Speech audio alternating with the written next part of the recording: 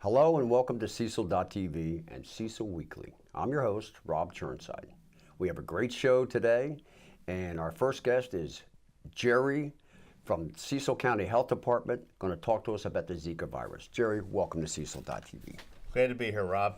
You know, at my age, I'm glad to be anywhere.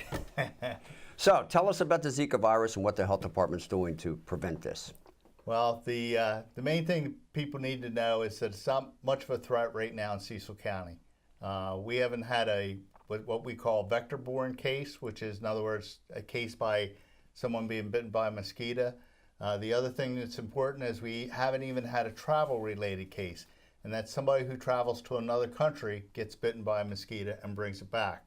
Now, there have been quite a few cases in Maryland, but they're mostly the high population areas that have experienced that. But so far in Cecil, we're lucky.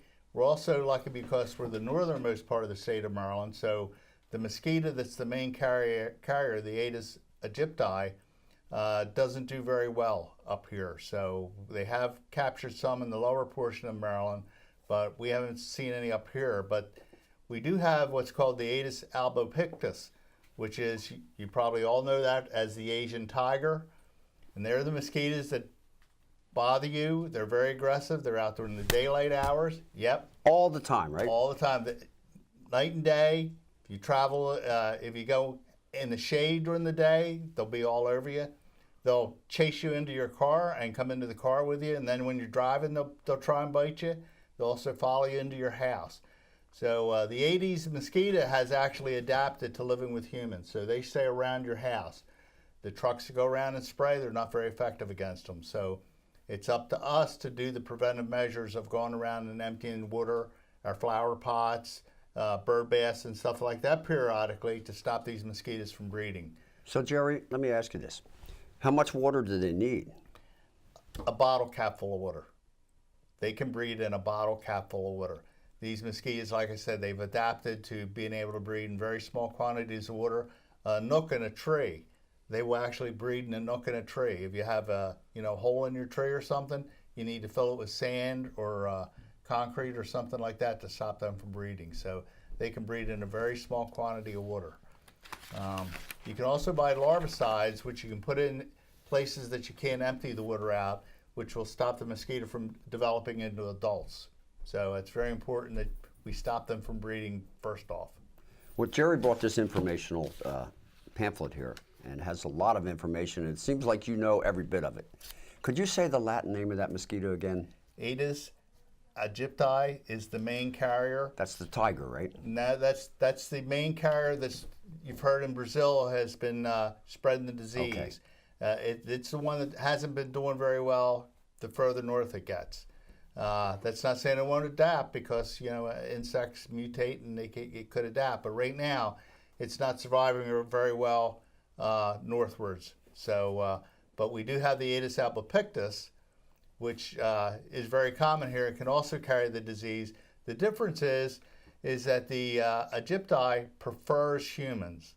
So it will chase down a human before anything else. The albopictus will bite mammals too.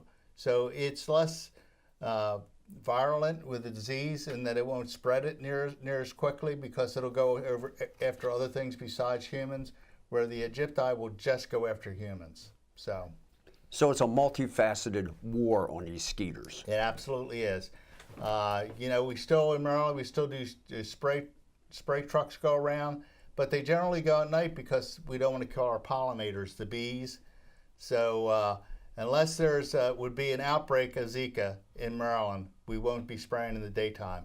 If they do spray in the daytime, the Maryland Department of Agriculture knows where all the hives are. They will contact the owners and tell them to cover their hives, that they have to spray during the day. So hopefully that's an unlikely event for us. We've been lucky so far. Good. And part of this multifaceted approach is you're increasing awareness. Yes. Here tonight on Cecil.tv, Cecil Weekly. Our environmental health people from the health department are also doing what? They're going out to local businesses, particularly tire dealers, and telling them, you see the tires stacked up, you need to stop that, because when you stack those tires up, stagnant water gets in them, they breed mosquitoes. marine places that cover the boats with tarps. The tarps get pockets of water, and like I say, these mosquitoes can breed in a very small pocket of water. So they tell them about how to prevent mosquitoes from breeding on their sites, and all the business has been very cooperative. So nurseries are another place, garden centers, because they tend to have plants that have standing water. So, but everybody's been cooperative with us so far, and our environmental health services, of course, also answer complaints. People say, hey, the guy next to me has a pond and it's stagnant, and they will go out and investigate, and they need to, they'll do whatever action they need to remedy the situation. So doctors are doing their part as well, too. Yeah, the other thing we're doing is we're providing to our local OBGYNs Zika kits for women who come in that are pregnant. And these have insecticide spray. They have the stuff we put on your clothing that prevent bug bites, and also mosquito dunks or larvicides that you can put in the water to stop the mosquitoes from breeding. And also condoms, because one of the rare unusual things about Zika is it's sexually transmitted. So if you have the Zika virus in you and then you have sex, you can transmit the virus through sex. So, and then of course the pregnant woman, if she gets bit, she transfers the virus to her infant and unborn infant, and that's what causes the severe birth effects, which of course is what has made the headlines in all the news stories. Yes. So, and it's been a couple of years since this has been going on. Yeah, it started down in Brazil, and they had some cases in Miami, and but the Miami Health Department reacted, and it took them a while because they had high-rise buildings to deal with and other things that kind of made it difficult to deal with, but they managed to eradicate it. So, well, let's get swatting, shall we? Yeah, for sure. Thank you, Jerry. You're welcome, Rob. Thank you.